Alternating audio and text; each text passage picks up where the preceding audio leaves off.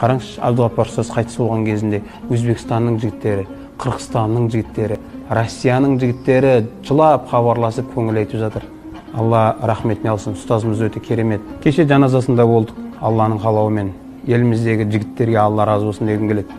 Бір жағы, жаңа анау жерлеп жатқан кезінде адамдар сеткаға жармасып қайтпайды. Қайтпай тұрды, қимайды, кетпейді. Бірақ екінші түйген ойым, біз тірі күнінде солай іздемедік қой.